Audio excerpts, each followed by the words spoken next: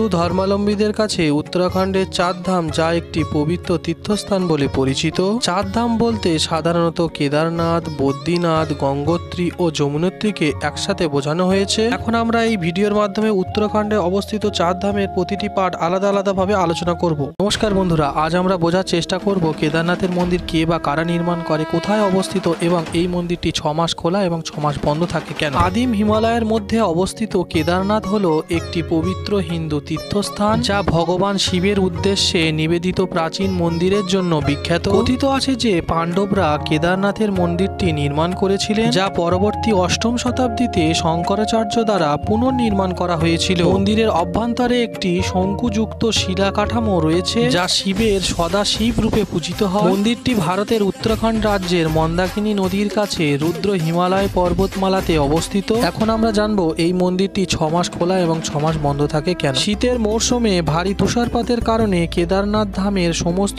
Root 6 মাসের জন্য বন্ধ থাকে। চরম আবহাওয়ার কারণে মন্দিরটি শুধুমাত্র এপ্রিল এবং নভেম্বর মাসের মধ্যে সাধারণ মানুষদের জন্য উন্মুক্ত করা হয়ে থাকে। শীতকালে মন্দিরের বিগ্রহ পরবর্তী 6 মাস পূজার জন্য উকমি মঠে নিয়ে যাওয়া হয়। এখন আমরা বোঝার চেষ্টা করব বদ্রীনাথ মন্দিরে কেন শঙ্খ বাজানো হয় না এবং এই মন্দিরটি কোথায় অবস্থিত এবং কে এই মন্দিরটি প্রতিষ্ঠা করে। হিন্দু ধর্মাবলম্বীদের কাছে অন্যতম মহত্বপূর্ণ তীর্থস্থান হলো বদ্রীনাথ। এই মন্দির দর্শন করলে বহু জন্মের পাপ থেকে মুক্তি পাওয়া যায় বলে প্রচলিত বিশ্বাস। এখন আমরা জানবো বদ্রীনাথ কোথায় অবস্থিত এবং কে এই মন্দিরটি প্রতিষ্ঠা করে। বদ্রীনাথের মন্দিরটি উত্তরাখণ্ডের চামোলি জেলার অলকানন্দা নদীর তীরে গাড়োয়াল পার্বত্য অঞ্চলে অবস্থিত।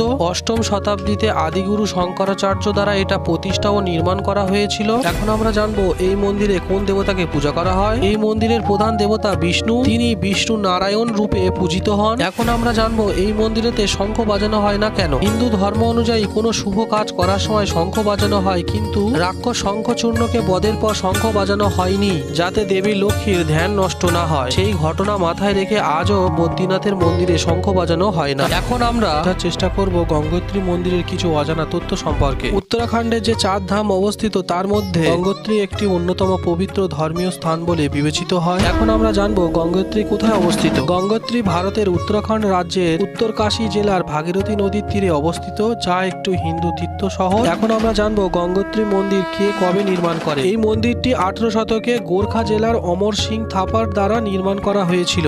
এখন আমরা জানবো এখানে কোন দেবীর মন্দির আছে। গঙ্গোত্রীতে গঙ্গা নদীর উৎসস্থল, তাই এখানে দেবী গঙ্গার একটি মন্দির আছে যা গঙ্গোত্রী ধাম নামে পরিচিত।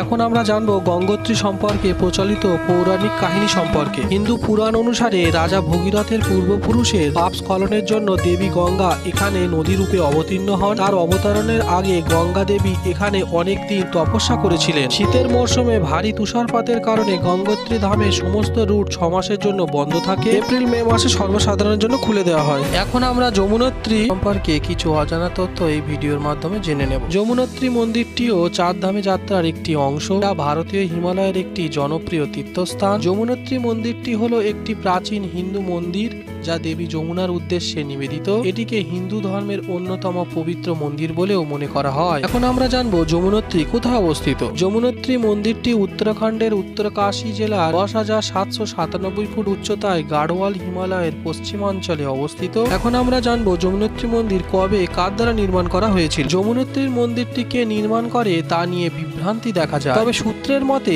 মন্দিরের বর্তমান কাঠামোটি 19 শতকে তেহরি গাড়ওয়ালের মহারাজা প্রতাপ শাহর দ্বারা নির্মাণ বলে মনে করা হয়। এখন আমরা জানবো হিন্দু পুরাণে কি বলা হয়েছে যমুনোত্রী সম্পর্কে। যমুনা হলেন সূর্যের দেবতা, সূর্যের কন্যা এবং মৃত্যুর দেবতা যমের বোন। এটা বিশ্বাস করা হয় যে যমুনা নদীর পবিত্র জলে ডুব দিলে পাপ মোচন হয় ও সাথে মোক্ষ লাভ হয়। যমুনোত্রী মন্দিরটিও 4 ধাম যাত্রার একটি অংশ, যা ভারতীয় হিমালয়ের একটি জনপ্রিয় তীর্থস্থান। চ্যানেলে নতুন হয়ে থাকলে চ্যানেলটিকে সাবস্ক্রাইব করবেন এমনই ইনফরমেটিভ ভিডিও পাওয়ার জন্য। উত্তরাখণ্ডের 4 ধামে যারা গিয়েছেন তারা কমেন্ট করে জানাবেন এবং যাদের যাওয়া হয়নি কিন্তু যাওয়ার ইচ্ছা রয়েছে তারাও কমেন্ট করতে ভুলবেন না।